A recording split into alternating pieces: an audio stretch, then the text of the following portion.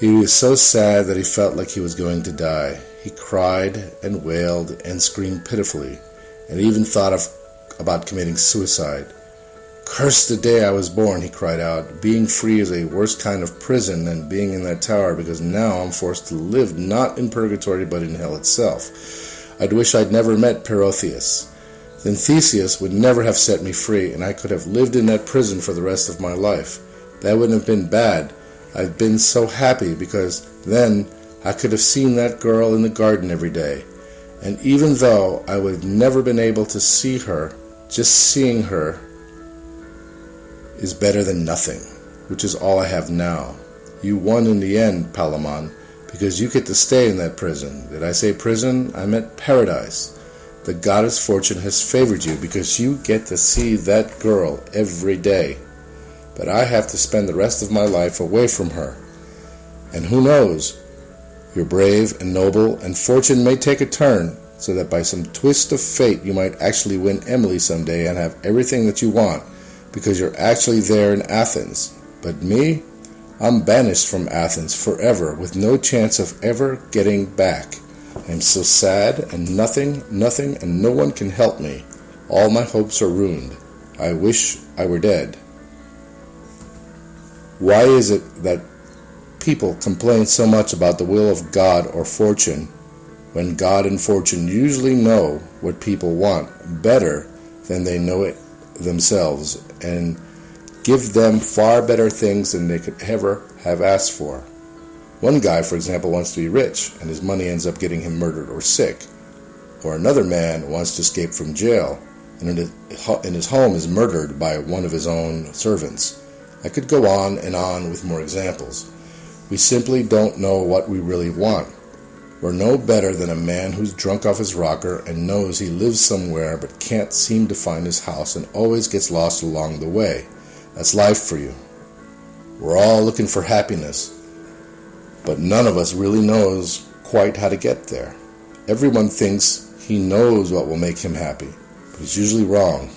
I, for example, thought I knew nothing would make me happier than to escape that prison, but now I'm free and am not happy at all, because I can't see you, my beautiful Emily. I might as well be dead, and that's all there is to it. Palamon, meanwhile, cried and screamed so loudly when he heard that Arcite had escaped that the whole tower shook with his howls, and he shed big, wet, salty tears.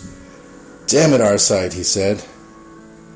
"God knows you won our little fight, because now you're free to go back to Thebes, raise an army, and attack Athens, and make fair Emily your wife, conquering Theseus or making a peace treaty with him. You'll go off and forget about me while I rot in this prison, and I'll lose Emily forever. And I can't do anything about the fact that I'm locked up and have lost a woman I love except pine away in this tower for the rest of my life." With that realization, he became so jealous of Arcite that he burned with rage. "Cruel gods," he screamed, "you rule the world with such cruel determination by writing the fate of men in stone, so that they can't do anything about it. You make us cower before you, like sheep from a shepherd, all of us. Even the innocent men are doomed to suffer hardships and adversity all our lives, and then we die like every other animal. What's the purpose of such pointless living, where man has no choice but to suffer before ultimately dying? And worse, why do people have to live good moral lives and restrain their will in the name of God if all the other animals can do whatever they want? And when an animal dies, that's it. It's dead and the pain is gone. But when a person dies, there's more sorrow to come, even though he's lived all his life in misery already.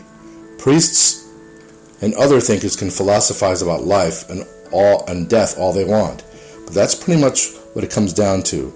All I know is that an awful little snake has gotten away and is allowed to do whatever he pleases. While the god's will has doomed me to waste away here in this dungeon, the god Saturn desires it, as does his vengeful wife Juno, who succeeded in dooming most of us of the royal house of Thebes after Saturn slept with some Theban woman. And even Venus, the goddess of love, is punishing me while she lets Arcite roam free to pursue Emily. Well, Let's leave Palamon rotting in his prison cell for a while and go back to Arcite, whom I'll tell you some more about in just a minute. The summer passed and the nights grew longer, which made things worse for both Arcite and Palamon, one banished from Athens and the other from ever seeing Emily again, the other doomed to live the rest of his life in chains. In fact, I don't know which guy had it worse. What do all you lovers think? Who had it worse, Arcite or Palamon? The one that gets to see the woman he loves every day, even though he might never leave the prison tower, while the other one can go wherever he wants. But he can never see Emily again. You think about it, and I'll continue my story.